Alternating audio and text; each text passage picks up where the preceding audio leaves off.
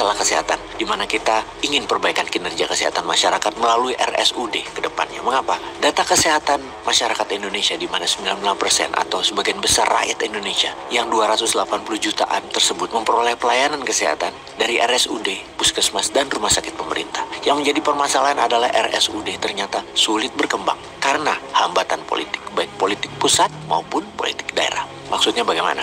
RSUD yang notabene statusnya adalah BLUD atau Badan Layanan Umum Daerah dianggap sebagai sapi perahan penghasilan bagi tiap daerah. Tidak ada otonomi dalam RSUD untuk mengembangkan pelayanan kesehatan dan penambahan fasilitas karena diikat oleh perda masing-masing daerah. Segala keputusan harus mendapatkan persetujuan dari kepala daerah. Bayangkan di era otonomi daerah seperti sekarang, kebijakan kesehatan dan pendidikan saling bergantung dari visi masing-masing kepala daerah. Sulit menemukan kepala daerah yang memberikan otonomi kepada RSUD untuk berkembang dan meningkatkan pelayanan kesehatan dan mengejar ketertinggalan teknologi di daerah karena keuntungan yang diperoleh rumah sakit lebih diutamakan untuk dijadikan penghasilan tambahan bagi daerah atau pejabat terkait di daerah daripada dipakai untuk pemenuhan fasilitas dan infrastruktur alat kesehatan di rumah sakit. Padahal dana yang didapatkan rumah sakit dari BPJS juga tidak banyak, namun tetap diambil untuk penghasilan daerah. Masalah berikutnya, direktur dan kepala bidang pejabat struktural rumah sakit dipilih bukan karena kompetensi, tapi karena kedekatan dengan kepala daerah. Apa karena ada setoran ke kepala daerah ya?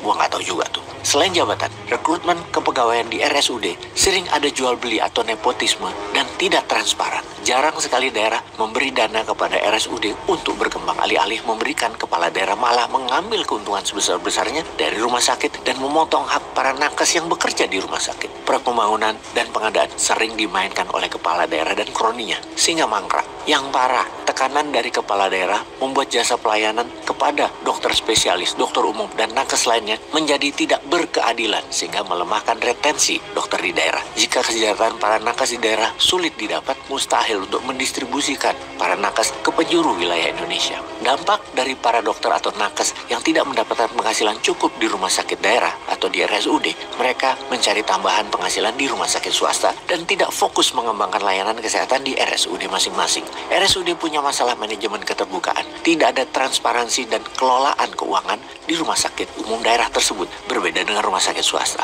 Dokter di RSUD tidak tahu berapa jasa medis, jumlah pasien, dan jumlah tindakan yang dikerjakan beserta tarifnya karena tidak transparannya data yang diberikan oleh RSUD tersebut. Anda pasti terkejut ketika saya ke Kudus, di mana kita bisa membaca data bahwa penghasilan asli daerah PAD tertinggi dari rumah sakit, kedua baru dari pasar. Juga di banyak daerah Indonesia lainnya, RSUD adalah penghasil PAD tertinggi di wilayahnya, alias uang dari orang sakit. Lalu apa solusinya? Newman itu mengkritik, tapi selalu ada solusi. Nomor satu adalah perlunya adanya peraturan yang mengikat kepala daerah agar tidak menjadikan rumah sakit daerah sebagai penghasilan pendapatan bagi daerah. Kemudian memberikan otonomi agar RSUD berkembang dengan memberikan anggaran APBD sekian persen untuk kemajuan rumah sakit daerah, puskesmas di daerah tersebut, serta standarisasi pembayaran tarif bagi nakes. Bukan terbalik seperti saat ini, yang sakit diperas untuk keuntungan pejabat. RSUD dan puskesmas tujuannya bukan profit, tapi masyarakat sehat dengan cara murah. Sungguh, sekarang ini mahal biaya kesehatan yang harusnya bisa murah, bahkan gratis tersebut. Intinya ke depan,